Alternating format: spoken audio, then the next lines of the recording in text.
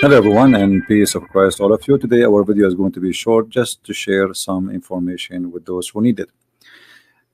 In Islam we have many stories, and all those stories are coming from somewhere. All of Islam actually is coming from somewhere. Muhammad, he claimed to be a prophet, but yet this prophet is so good in collecting his stories. 95% is a fairy tale stories, and he added to his own religion, and he claimed that this is from his God. And the story of the man who is called Al-Khadr, which mean in Arabic mean green, prophet green. Al-Khadr mean the green. Why he was called the green? And you know, if we understand why, then we will understand what kind of a prophet Muhammad is. So if we go to the hadith and we find out what Muhammad said about this story, we will notice the following. The prophet Muhammad said,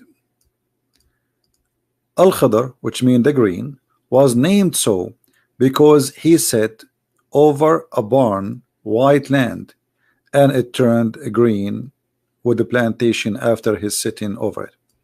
So according to Muhammad, and this is Muhammad saying, not me, Al-Khadr is a person, if you sit in a dry grass, the dry grass will turn into green, which means the dry grass is a dead grass.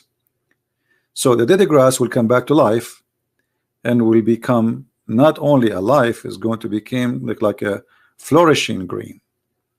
So where this is coming from? Muhammad is a person who copy many stories from people around him. You can search in the internet, you will find that there is a story, it's called the story of Gilgamesh, one of the legions which is present in the north of Iraq all the way to Persia. Gilgamesh simply is a person who was looking for the fountain of youth or the fountain of life, and he found it in what's called, the location it's called Al-Bahrain, and this is exactly mentioned in the Quran, where we will find the story about Moses, who was sent by Allah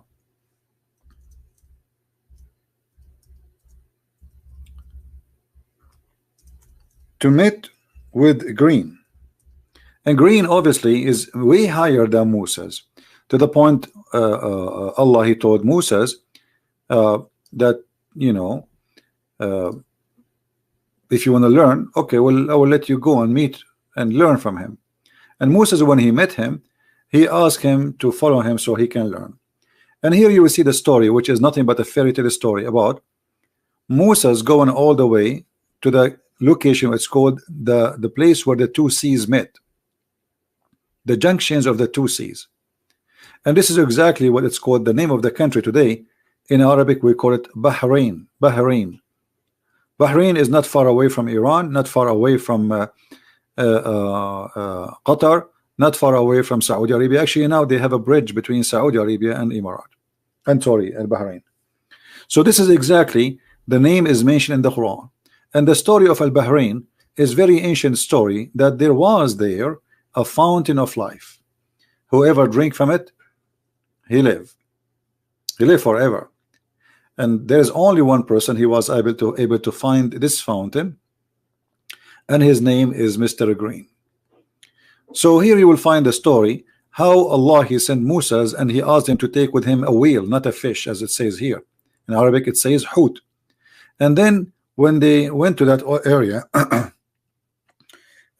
Moses, he do not know how to find this person, Al-Khadr. So Allah told him, well, when you lose your fish or you lose your whale, then that's mean the place you will find the our servant Al-Khadr, which is a higher than Moses.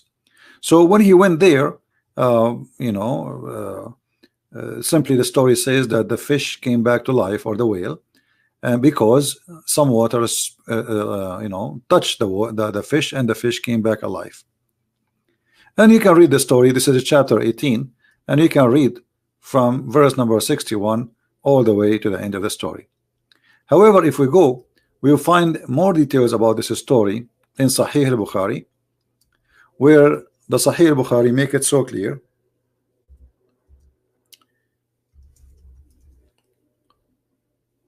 where it says, let us see the The hadith.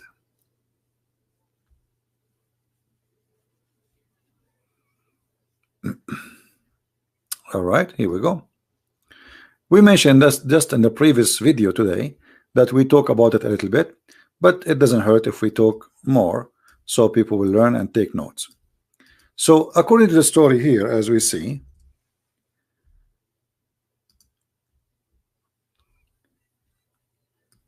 there is a fountain, a spring of water fountain, which is no one get in touch with it, even if you touch it, not necessarily to drink it, but you will become alive.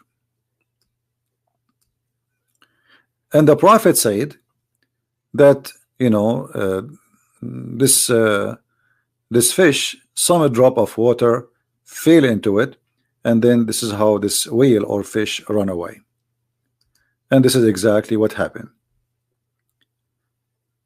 So when the fish run in the water, came back to life after touched from the water from the fountain of life, the fish run into the water in the sea, in the ocean, and Moses was able to track the steps of the fish, which is very funny, in the ocean, because the ocean became like a tunnel, like a highway, as you see. So it was like a tunnel. So Allah held back the flow of the water until it was like a tunnel, and the fish could glide. Moses and his boy were amazed. They set the reminder of the day and the night, and Moses, a companion, forgot to inform him to escape, the fish escaped, blah blah blah blah. So you can read the story. I can post the link for you about those references down in the video. But as you see, Islam is based in fairy tale stories. Who in the world in the year 2019 he want to believe that there is a prophet, his name is Muhammad, teaching us that his God told him that there is a water, it's called the water of life, and whoever sprinkle water from it at himself, even if he's dead, or somebody sprinkle at the dead man, he will come back to life immediately? How Muhammad can be a prophet and yet he is telling such a story? How we can accept that Muslims, they speak about science and Quran? How Muslims, they speak to us about amazing stories which is proven to be scientifically accurate, yet they believe in such a madness? So either you believe in this and then don't talk about science. This is nothing but a fairy tale stories, and we can find actually the roots of the story, as we said, in the ancient stories of Gilgamesh and other people. Not only Gilgamesh, actually there's many nations, they share the same roots of the story. And this story continue with us until now, to the point we have the movie. It's called The Pirate of the Caribbean, speaking about the fountain of youth. This is nothing new. This is something very old, very ancient. Nations carry it through nations, and then Muhammad, he took it, he put it in his book, and he claimed that this is coming from his God, and this is a story provided for him and only for him. Nobody knows about it except him, Muhammad. But if we go in the Quran, we will find that the Arab, they were making fun of the Quran and Muhammad's story, saying to him openly and with no shyness that this is nothing but a fairy tales of the ancient, and we heard those stories before you.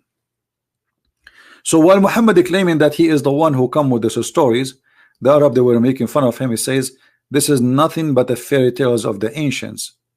We heard those before you. All right, and as you see, there's many verses in the Quran saying that. Not one, not two, not three, not four, not five, not six. Many verses saying, the Arab saying to Muhammad, this is nothing but the tales of the ancient. And even we heard that before you, you know, from generation before you. So try something better. If you go to chapter 23, verse number 83, it says exactly what I said to you. We heard our father, we heard this from our fathers before us. Those stories are old. Those are nothing but the tales of the ancient. So Muhammad is a person who is trying to build a religion. He built his religion based on the fairy tales of the ancient, and yet he claimed that this is coming from God.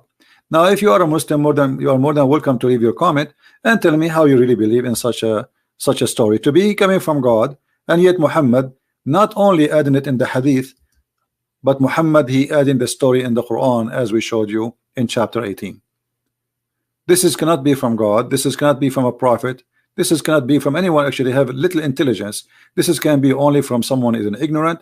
He have no idea what he's talking about, and he think that those stories can fool others. And as you see, those stories did not even go through the Arab, the Bedouin, who they are naive. Most of them are not educated. Even those who they are not educated, they say to Muhammad, those stories we heard it from our fathers before you, and this is nothing but the tales of the ancient. So how we can believe in Muhammad to be a prophet? This is why today I wanted to make this a short video, so it's going to be easy for you to carry around and show to your friends. And if you are a Muslim, believe really that there's a fountain of youth, a flying carpet, the birds or the ants who warn the ants, the hudhud who find water. If you find all these stories are true stories, please leave your comment and tell us why. Thank you for being with us, and feel free to download the video and share it with your friends, and I will see you again with a new video. And I will try to make videos to post it in all the other accounts I have. So but the broadcast will be in the one we are using right now. So thank you for being here. May the Lord bless you, and I will see you again. Christ is Lord, and Islam is nothing but a collection of fairy tale stories. Thank you, and God bless.